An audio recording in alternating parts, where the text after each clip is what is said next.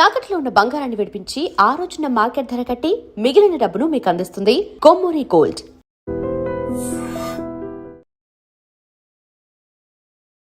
Hi hello నమస్తే, welcome back to iDream media. చాలా important update. ఇక 2026లో స్టాంపింగ్ రద్దు, వీసా ఇంటర్వ్యూలు కూడా ఉండబోవు. సో ఇది ఎంతవరకు నిజం? ఇలా ఉంటే రేపు అన్న రోజు మరి స్టూడెంట్స్ పరిస్థితి ఏంటి, అక్కడికి వెళ్ళాలనుకుంటే H1 పరిస్థితి ఏంటి? దీని గురించి లేటెస్ట్ అప్డేట్స్ మనకు తీసుకొచ్చారు హైకోర్టు అడ్వకేట్, ఇమిగ్రేషన్ లాయర్ అయిన పృథ్వీ గారు. సార్తో మాట్లాడదాం. నమస్కారం సార్. నమస్తే గారు.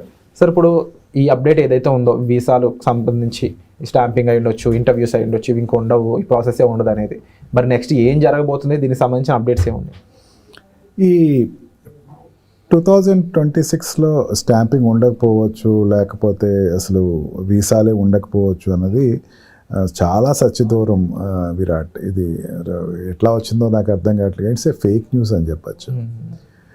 మెనీ కంపెనీస్, చాలా మ్యాక్సిమం కంపెనీస్ అన్నీ కూడా ఒక ఇండియన్ రిసోర్సెస్ ఆఫ్ ఎంప్లాయ్మెంట్, అయితే అబ్రాడ్ రిసోర్సెస్ ఆఫ్ ఎంప్లాయ్మెంట్ మీద 80-90% డిపెండ్ అయిపోతాయి. ఈవెన్ ఒక చిన్న స్టెప్, ఒక $1 lakh తోటి మనం H1B వీసాతో అప్లై చేసి తెచ్చుకోండి అన్న దాని మీదే పెద్ద కంపెనీస్ అన్నీ కూడా ఫెడరల్ కోర్టులో ఫైట్ చేయడం జరిగింది.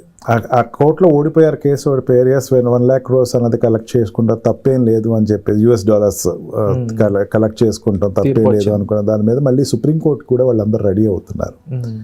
అంటే ఇండియన్ రిసోర్సెస్, మెయిన్ మనం డైరెక్ట్గా చెప్పచ్చు, ఇండియన్ రిసోర్సెస్ని కానీ ఒక ఈ ఐటీ సెక్టర్లో కానీ హెల్త్ సెక్టర్స్లో కానీ అబ్రాడ్ మీద డిపెండ్ అయిపోయినటువంటి కంపెనీస్ చాలా ఎక్కువ ఉన్నాయి. అవన్నీ కూడా ఇండియా నుంచి లేకపోతే ఈ వాటి ఏషియన్ కంట్రీస్ నుంచి వచ్చే ఎంప్లాయీస్ తోటి వాళ్ళు బిజినెస్ చేస్తున్నారు. ఈ రోజున టెక్నికల్ ఎంప్లాయీస్ ఇక్కడి నుంచి ఉన్నారు, ఎక్స్పర్ట్స్ ఇక్కడ ఉన్నారు. వీళ్ళతోటి బిజినెస్ చేయాలి అంటే ఆ కంపెనీ ఇక్కడికి వచ్చేయాలి. అక్కడ కంపెనీకి ఇక్కడ వీళ్ళు వెళ్ళకపోతే ఆ కంపెనీ ఇక్కడికి రావాలి. అమెరికా తప్పు ఎప్పుడు చేయదు, అక్కడ కంపెనీలన్నీ ఇక్కడ పంపించే తప్పు ఎప్పుడు చేయదు. ఖచ్చితంగా అక్కడ తీసుకెళ్తుంది. క్లయింట్ దగ్గరికి వర్టికల్ ఎంప్లాయీ వెళ్తున్నాడు అక్కడ. ఈవెన్ ఇప్పుడు సాఫ్ట్వేర్ కంపెనీస్ ఏదైనా చూసుకుంటే క్లయింట్ స్టార్ట్ ఎప్పుడు అవుతుందంటే రాత్రి స్టార్ట్ అవుతుంది. దానికోసమే ఇండియన్స్ చాలా ఎక్కువ ఇబ్బంది పడుతూ ఉంటారు. తర్వాత వాళ్ళని హైర్ చేసేసుకుంటారు. సరే, అతను ఆ ఎంప్లాయీ బాగున్నాడు, అతన్ని మనం ఇక్కడ తెచ్చేసుకుందాం, అతనికి తోటి కమ్యూనికేషన్స్ కానీ అతని స్కిల్స్ బాగున్నాయి, అతను యూస్ఫుల్ అని చెప్పి వెంటనే L1 వీసా ఇవ్వటం, వాళ్ళని ఇక్కడ US రప్పించుకుంటాం జరుగుతుంది. అక్కడి నుంచి మళ్ళీ H1 వీసా అప్లై చేయటం అన్నీ సర్వసాధారణంగా జరిగేటువంటి విషయం. ఈ రకమైన ప్రాసెస్ ఏదైతే ఉందో, ఈ చైన్ ఏదైతే ఉందో, కనెక్టివ్ చైన్ అంటే డిపెండబిలిటీ. మన ఒక చిన్న ఎగ్జాంపుల్ చెప్తాను. మన ఇక్కడ హోటల్ సెక్టర్స్ ఉన్నాయి అండ్ వాట్ వి కాల్ ఈ కన్స్ట్రక్షన్ సెక్టర్స్ ఉన్నాయి. ఎక్కువ మనం దేని మీద డిపెండ్ అవుతాం? లేబర్ మీద. బీహార్ నుంచి వచ్చేటువంటి లేబర్ మీద డిపెండ్ అవుతాం. బీహార్ నుంచి వచ్చే వాళ్ళు ఆగిపోతే ఇక్కడ చాలా సెక్టర్స్ ఆగిపోతాయి. వీళ్ళందరూ ఊరుకోరు. ఇటువంటి పరిస్థితి అమెరికాలో ఉన్న పరిస్థితి. ఈ ఏషియన్ కంట్రీస్ నుంచి ఈ హైలీ స్కిల్డ్ పీపుల్ ఉన్నటువంటి జోన్ నుంచి వచ్చే వాళ్ళని ఆపేసే ప్రాసెస్ ఏ కంట్రీ కూడా చేయదు. ఇదేమైందంటే ఒక స్టేట్ గవర్నర్ ఏమన్నాడంటే ఇన్ ఫ్యూచర్ ఉండదు అనేదో పబ్లిక్ స్పీచ్లో తను చెప్పడం జరిగింది. దానికి కాంగ్రెస్ అప్రూవల్ లేదు, ఒక బిల్ లేదు, ఏమీ లేదు. దానిని ఒక న్యూస్ కింద బయటికి పబ్లిసిటీ వచ్చేసేస్తే ప్రతివాడు ఇంకా ఇన్ ఫ్యూచర్ ఉండదట, H1Bలో ఉండవట, ఇంకా అసలు అమెరికా రావటం కష్టం అట. నాకు తెలిసినంత ఇన్ఫర్మేషన్ వరకు అటువంటిది ఇప్పుడు అమెరికా కంట్రీ ఎప్పుడు చేయదు. కాకపోతే రెస్ట్రిక్షన్స్ పెడుతుంది.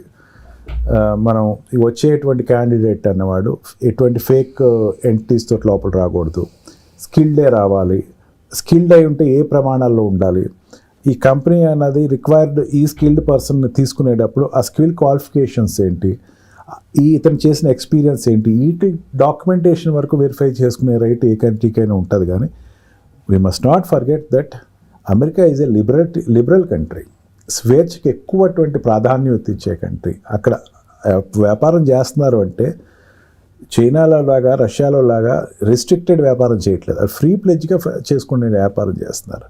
వాళ్ళు ఏ కంట్రీ నుంచి తెచ్చుకున్నా ఆ కంట్రీ అబ్జెక్ట్ చేయడానికి ఉండదు, ఏ కంట్రీకి వీళ్ళ ఎంప్లాయీస్ని పంపించినా అబ్జెక్ట్ చేసే అవకాశం ఉండదు. కాకపోతే మీరు తెచ్చుకునేటప్పుడు ఇవి ఫాలో అవ్వండి, ఈ ప్రమాణాలు ఫాలో అవ్వండి, ఇంత స్కేల్ ఆఫ్ శాలరీ ఇవ్వండి, ఈ స్కేల్ ఆఫ్ శాలరీకి ఎక్కువ ఇంపార్టెన్స్ ఇవ్వండి.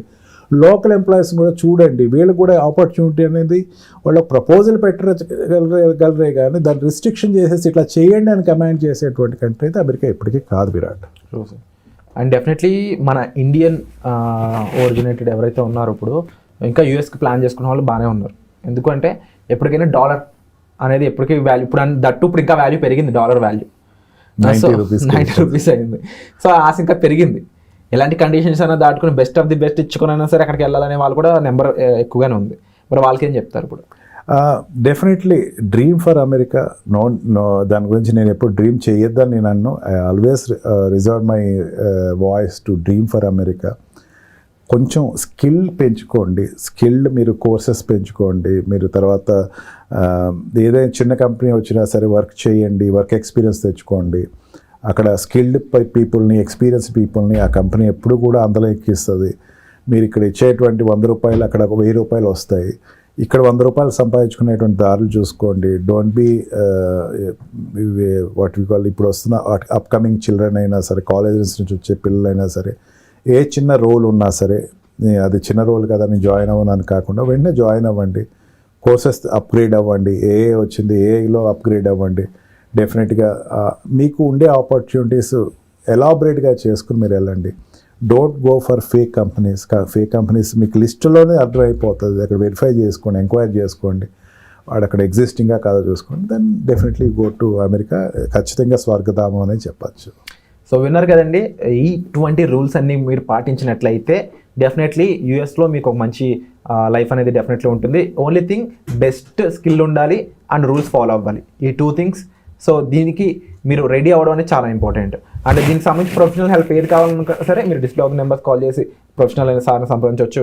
అలాగే ఇంకా మరిన్ని ఎపిసోడ్స్ మీ ముందు తీసుకొచ్చే ప్రయత్నం చేస్తాం. మీకు ఎటువంటి క్వరీస్ ఉన్నాయో కామెంట్ సెక్షన్ కూడా మెన్షన్ చేయండి. వచ్చే ఎపిసోడ్లో మళ్ళీ కలుద్దాం. Thank you so much sir. And for more videos, Please subscribe to iDream.